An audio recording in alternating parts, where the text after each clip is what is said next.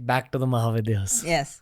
Answered my tangent. So, the three lower Mahavidyas, Baglamukhi, Matangi, are full of magic, mysticism. That's why maximum prayogs are done with these. Baglamukhi, Matangi and Kamalatmika. Kamalatmika. Yeah, Kamalatmika is akin to Lakshmi.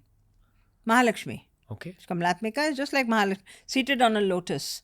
And so she gives you the siddhi of wealth and, everything.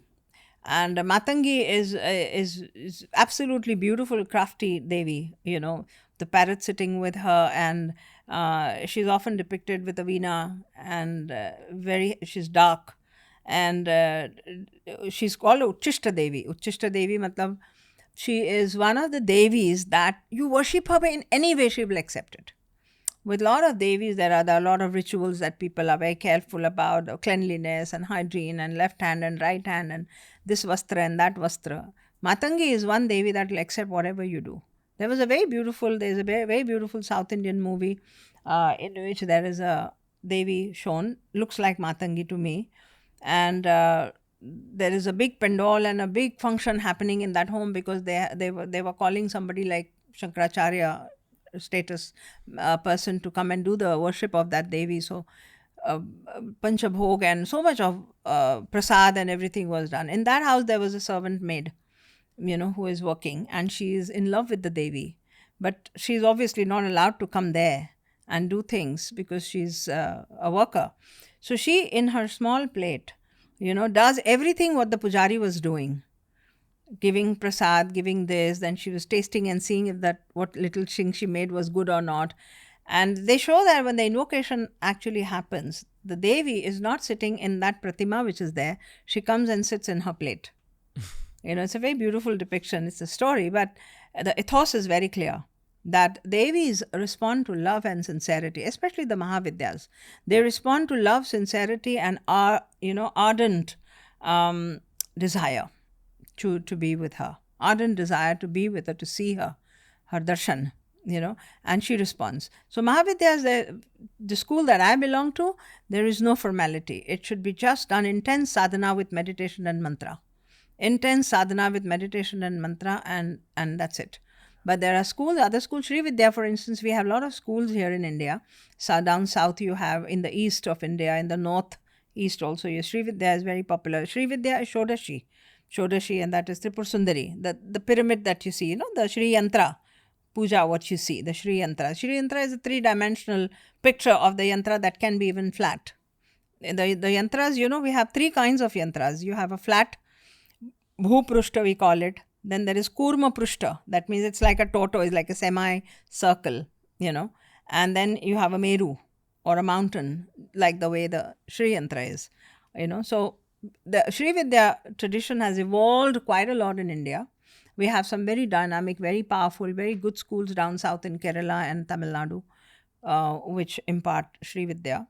Mahavidyas is such an open school, is such an open faith that one could develop his own system according to the guidance of his master mentor. He can develop his own system of worship. Even in the Sri Vidya schools which are existingly there are different ways of doing the worship. Some people take the support from Lalita Sahasranam. Some people take the support from Khadgamala. There are others towards Assam side and Calcutta side where it's completely different. So it's not the last word. Belonging to a sampradaya is like belonging to a family where a certain way of living is followed. Right? Yeah. Okay. Let's speak about these three. You spoke about Matangi right now. Yeah. But what is the associated siddhi?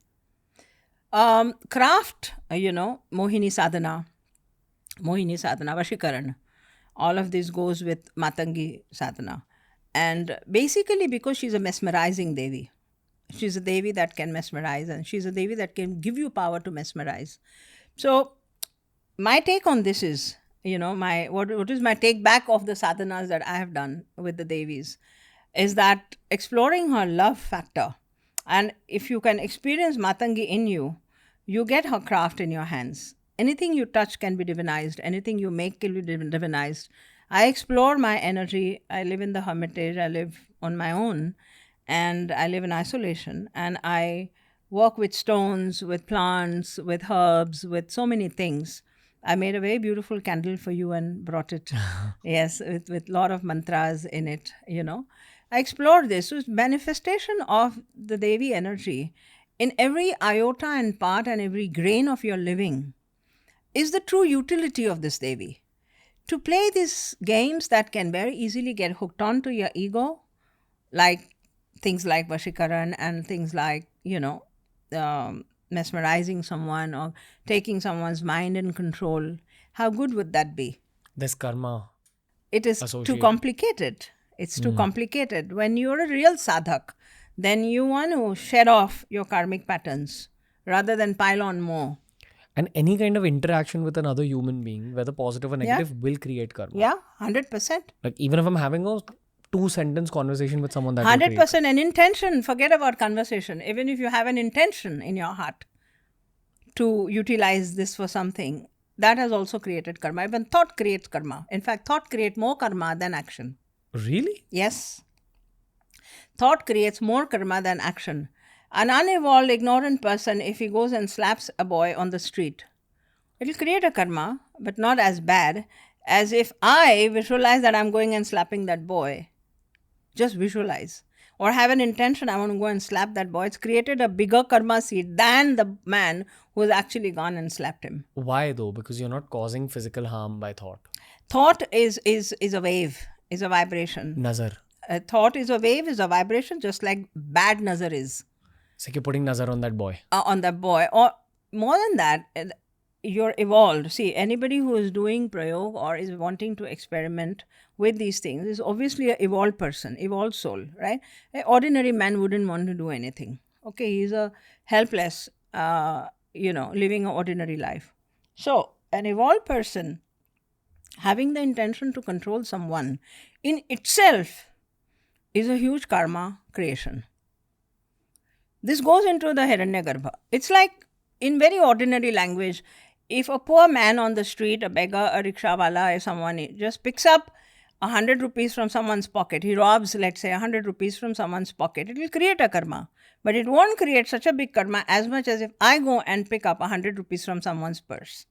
When you are evolved a soul and you're born with awareness and you've been blessed with the higher, deeper knowing of the universe, and you can see the substratum and you can lift up and look into the karma cycle and the cause and the effect, with this deep understanding, if you do a petty something, it creates a huge karma. The higher you climb, the harder you'll fall. That's it. Okay. We spoke about Matangi right now. So Yes. Associated with craft and... Yeah, Mohini sadhana mostly, Vashikaran, Mohini sadhana, and also a lot of small fragments of these sadhanas, these prayogs are done. They prepare tavis and they prepare, all kinds of things to eat, etc. They're all fragments of these two sadhanas, basically. If you want to pursue, say, Goddess Matangi to a very deep degree, how much time do you have to dedicate? Depends on your soul's back journey. For instance, it doesn't take any time for me because I think I'm only living my past lives. मेरे को इस life में तो मैंने ज़्यादा मेहनत करी नहीं है. I haven't worked very hard in this life. You really think so? Huh? Despite living alone, doing sadhana? I think so. Okay. Yeah. But the sadhana would entail an elaborate mantra? Yes, for sure it has mantra and meditation as a part of it. Control of food, timings, control of food, diet. Diet control, timings, go with the rhythm of the nature, go with the rhythm of the nature. And these are all supporting systems. See, a yogi who's living in the forest and doing Matangi sadhana, let's say, may not do all of these things. For him, just the mantra and dhyana is enough. For how long? Years together. And probably hours daily. Yeah. But it's like you can't approximate this because somebody who's carrying forward a previous life balance with him, few months could be enough for him to trigger that wisdom and trigger that energy which was already there in him. How does one know if the energy has been triggered? पता चल जाता है. It can't be explained in words. Maybe your dream, maybe There an is experience. a realization of something inside. It's like I know, but I can't explain it. Gotcha. Yeah. Okay. Sorry, what was the lowest chakra one? Kamalatmika is like Lakshmi, goddess of earthly wealth and money and prosperity and everything. So Kamalatmika has mostly dissolved into the form of Lakshmi, which is in the present day. Nobody is doing special sadhanas for Kamalatmika per se. Really? Yeah. It's almost like, taken as the other Lakshmi sadhana. We do Sri Suktam, or we do, Kanka Mahalakshmi Stotra, or so many others. So she is almost like amalgamated with the modern day Lakshmi. Yeah. Okay. So when we say Lakshmi is the goddess of wealth, Wealth. Yeah. praying to her will attract wealth of different Yes, kinds. of course. Of course it will. Okay. Hey, if you enjoyed today's clip, make sure you check out all the other clips we've uploaded on this channel. You'll find a clip related to almost every single topic as long as you're willing to search for it.